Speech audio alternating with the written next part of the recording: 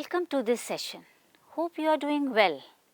Today I am going to take up a lesson from NCERT's English textbook for class 12. The name of the book is Flamingo, chapter 3, and the title is Deep Water. So we shall look at an autobiographical account from the childhood of an American author, William O. Douglas. Mr. Douglas was an accomplished jurist when he wrote the excerpt that we are going to discuss today. Perhaps the author is asking us to acknowledge the acts of bravery and courage in everyday life that we sometimes tend to overlook and forget. Let's find out. The excerpt in your textbooks has been taken from the book of Men and Mountains that was published in 1950. In this piece, the author reveals how as a young boy he nearly drowned in a swimming pool. He talks about his fear of water and how he finally overcame it. William Douglas was born in Maine, Minnesota, after graduating with a Bachelor's of Arts in English and Economics. He spent 2 years teaching high school in Yakima. However, he got tired of this and decided to pursue a legal career. He met the President of the United States, Franklin D. Roosevelt, at Yale and later became an advisor and friend to him. Douglas was a leading advocate of individual rights. He retired in 1975 with a term lasting 36 years and remains the longest serving justice in the history of the American courts. Now we are going to discuss the text. While you read the text, notice these words and expressions in the text. Please open your books. Page number is 23. Okay. While we are going through the text, try to infer the meaning of the words from the context. The words are treacherous, misadventure, out of my wits, subdued my pride, bobbed to the surface like a cock, flailed at the surface, curtain of life fell, fishing for landlocked salmon, back and forth across the pool. These are some of the words which I have identified for you to find the meanings in the text from the context when we are discussing the text. Let's begin with the lesson now. The incident happened when the author was 10 or 11 years old. He had decided to learn to swim. There was a pool at the YMCA in Yakima that offered exactly the opportunity. The Yakima River was treacherous though. Let's understand about Yakima River. The Yakima River is a tributary of the Columbia River in eastern Washington, USA.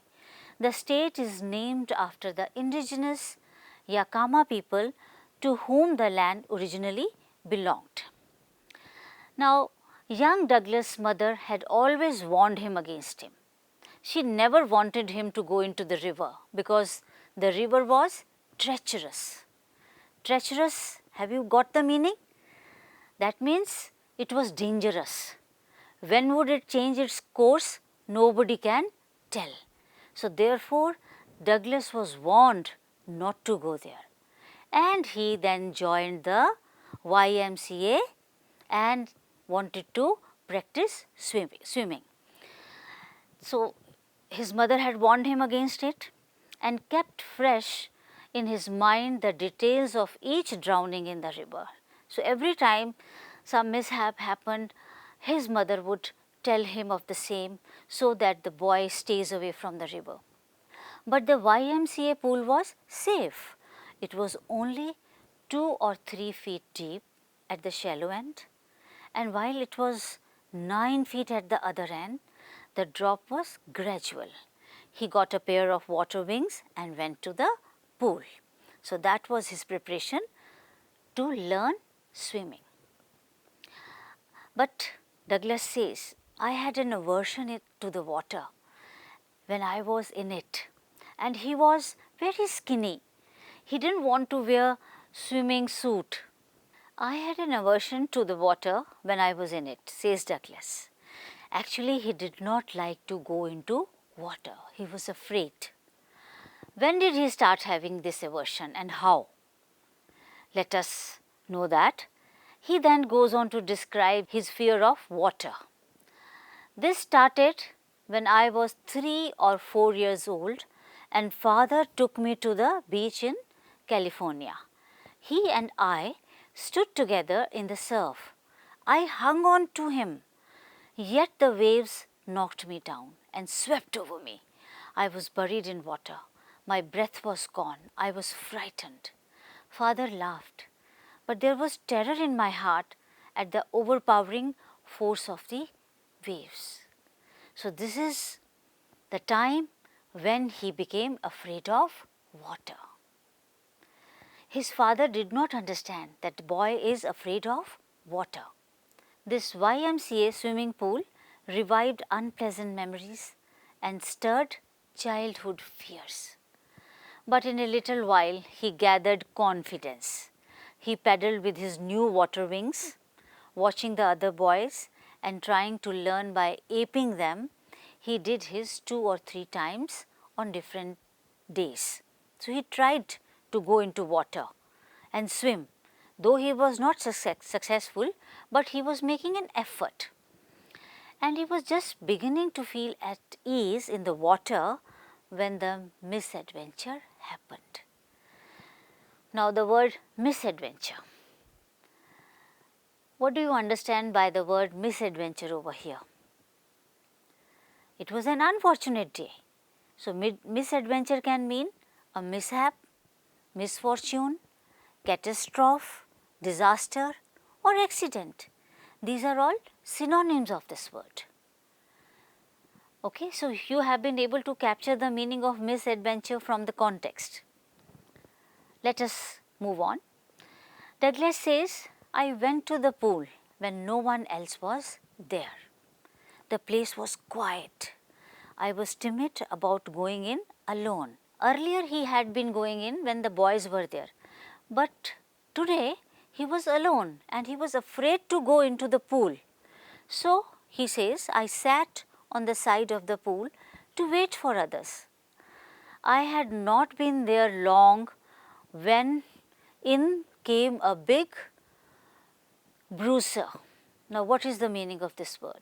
A person who is tough and aggressive and enjoys a fight or argument. So that means a big boy came, probably 18 years old. He looked very strong. He yelled, hi skinny, how would you like to be ducked? So ducked is when I drop you into the water. With these words, he picked Douglas up and tossed him into the deep end. That was 9 feet. I landed in a sitting position, swallowed water and went at once to the bottom. I hope, learners, you have opened page 26 of your textbook. Now this page is very important because here the author is describing what he felt, what he experienced. What a harrowing experience. So I am going to read it out for you and then we will discuss about you. I was frightened, but not yet frightened out of my wits. I was frightened, but not yet frightened out of my wits. He was frightened, that is all right, but he mustered courage. He was in his senses. He was thinking of a plan to save himself. On the way down, I planned when my feet hit the bottom, I would make a big jump, come to the surface, lie flat on it and paddle to the edge of the pool. And I think these are the instructions given by instructors to all the students who are learning how to swim. but you know, one needs experience. So let us see what happens further. It seemed a long way down. Those 9 feet were more like 90, and before I touched bottom, my lungs were ready to burst. But when my face hit bottom, I summoned all my strength and made what I thought was a great spring upwards. I imagined I would bob to the surface like a cork. Bob to the surface like a cork. So, have you been able to get the meaning? A cork is made out of wood. It is light. If you put a cork in the water, it automatically floats. Okay, so he thought probably he will jump up and he will come up like a cork, but it is not so. Instead, he says, I came up slowly. I opened my eyes and saw nothing but water, water that had a dirty yellow tinge to it. I grew panicky. I reached up as if to grab a rope and my hands clutched only at water. I was suffocating. I tried to yell, but no sound came out.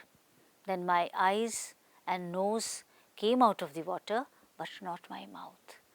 I flailed at the surface of the water. Flail at the surface. That means he was trying to catch something, but nothing came. He swallowed some water and choked. I tried to bring up my legs, but they hung as dead weights, paralyzed and rigid. A great force was pulling me under. I screamed, but only the water heard me. I started on the long journey back to the bottom of the pool. So this was his first attempt to come out of the pool, but he failed.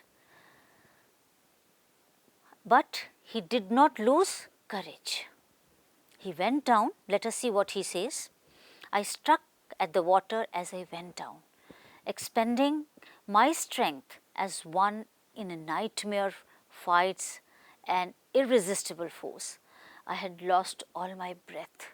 My lungs ached. My head throbbed. I was getting dizzy, but I remembered the strategy.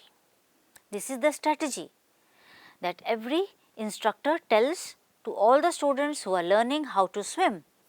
He was following that, but he was not able to achieve any success. He further says, I would spring from the bottom of the pool and come like a cork to the surface, which did not happen. I would lie flat on the water, strike out with my arms and thrash with my legs. Then I would get to the edge of the pool and be safe. I went down, down endlessly.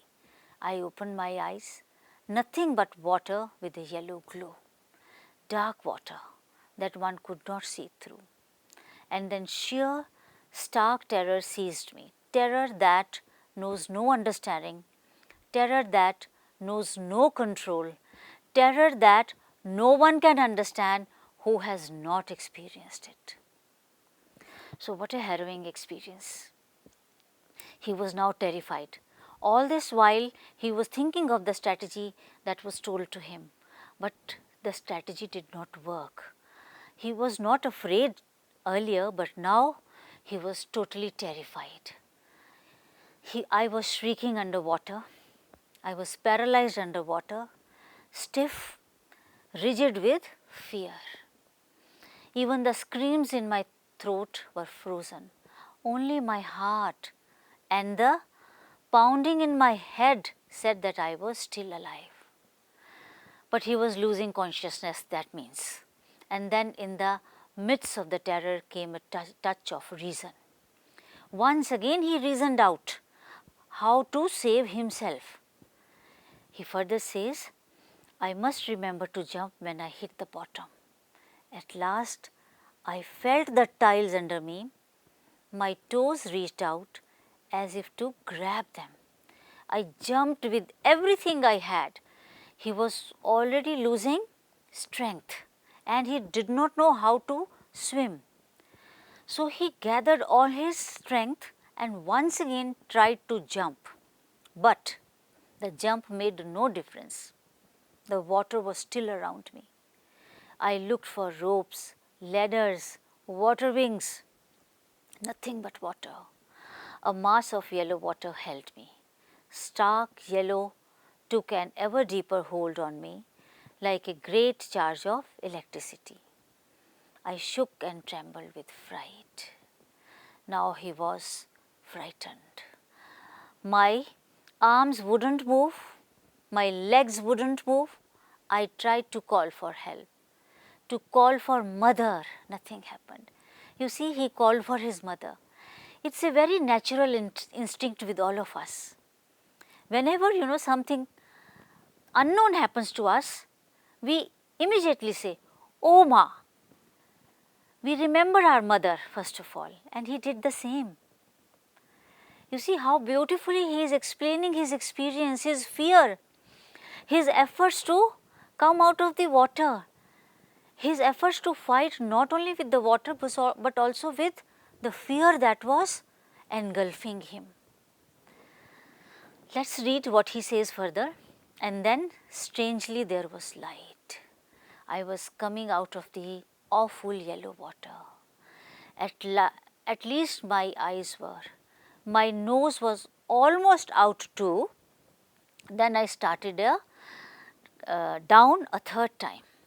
I sucked for air but got water. The yellowish light was coming out, and then all effort ceased. All his efforts failed, and finally he gave up because there was no strength in his body. He didn't know how to come out of the pool. So he says that I relaxed, he let it go. Maybe it's not that he was starting relaxing consciously, maybe because he was becoming unconscious. Even my legs felt limp and a blackness swept over my brain. It wiped out fear. Naturally, if he is becoming unconscious, there is no fear. It wiped out terror. There was no more panic. It was quiet and peaceful. Nothing to be afraid of. This is nice, to be drowsy, to go to sleep, no need to jump, too tired to jump. It's nice to be carried gently, to float along in space, tender arms around me, tender arms like mother's. Now I must go to sleep. That means he was getting unconscious and his body was sinking. I crossed to oblivion and the curtain of life fell. Curtain of life fell means he felt as if this is his end, that's it. Have you noticed how the author brings in sensory details like the color of the light, how he was impacted by breathlessness, and even the physical sensations in his body? So, if you have not noticed, please read this section very carefully. These details make the moment so gripping and add to the dramatic tone of the piece. The author then recounts the next thing that he remembered was that he was lying on his stomach. Someone has rescued him beside the pool vomiting. He has been rescued. The chap that threw him in was saying, "But I was only fooling around." See, it is so simple to say, "I was only fooling around." I wouldn't call it fooling around. What would you call it? It was a kind of bullying. It was a kind of ragging. Without asking a person, you throw that person into the pool. That is not done. Someone tells, "The kid nearly died. Let's carry him to the locker room." Several hours later, I walked home. I was weak and trembling.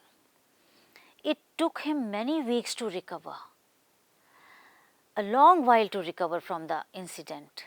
For many days, there was a haunting fear in his heart. The slightest exertion upset him, making him wobbly in the knees and sick to his stomach. But gradually, he recovered from his physical weakness, but he was still psychologically totally shaken. The fear of the water had set in. So, how many incidents? First, when he was a child, his father took him to California, where he was put under the water. And secondly, this experience in YMCA pool, where he nearly died. He had nearly died in this misadventure. Now, what is the misadventure that William Douglas talks about? Can you recollect the events? The misadventure was that when a strong boy, a big boy came and without asking him threw him into the water, and he could not come out of it because he did not know how to swim. So, what were the series of emotions and fears that Douglas experienced when he was thrown into the pool? You see, he experienced many emotions. There was terror, there was fear, and then at the same time there were positive feelings also. He reasoned it out. Okay, my feet will touch the end of the pool, I will jump up and I will reach the surface. He made a strategy, he reasoned out. Of course, he was not successful, but series of emotions were going on in his mind. The next is, what plans did he make to come to the surface? Yes, he makes many plans, that he will jump, he will come to the surface, he will float, and then he will reach to the end of the pool. But it did not happen. How did this experience affect him? As you all know, as we have understood, that this was not a good experience. He says, I was frightened, but not yet frightened out of my wits. Okay? What does this mean? He was frightened in the beginning, but he was not frightened out of his wits. Here means that he mustered courage to come out of the pool. Now, which qualities of the speaker are highlighted here and how? The qualities are that he thought of a strategy, he had self-control, he was brave, he was courageous. Of course, fear and terror finally engulfed him. Now, a few years later, it was the waters of the Cascades. What is a cascade? Cascade means a waterfall. Wading the Titan or bumping river or bathing in warm lake of the goat rocks, the terror that had seized him in the pool would come back. You see, he was so afraid of the water, he was afraid even under a waterfall. A waterfall may not be so dangerous. You are simply standing on the ground and the waterfall is coming from above. And warm lake, maybe the lake was shallow, but the moment he reached any water body, the fear would come back to him. He could not take it. He writes, it would take possession of me completely. My legs would become paralyzed. Icy horror would grab my heart. This handicap stayed with him as the years rolled by. The author also mentions various occasions when he went for fishing, for example, in canoes to main lakes fishing for landlocked salmon. What is a landlocked salmon? It is a variety of the Atlantic Ocean salmon, Salmo sala, confined to the freshwater lakes of New England and the adjacent areas of Canada, which is Brunswick. Fishing in New Hampshire, trout fishing on the Metolius in Oregon, fishing for salmon on the Columbia or at Bumpy Lake in the Cascades. Wherever he went, the haunting fear of the water followed me. This is what he says. So, with this we have come to the end of this section of this lesson. I hope this is clear to you. Thank you so much for being with us.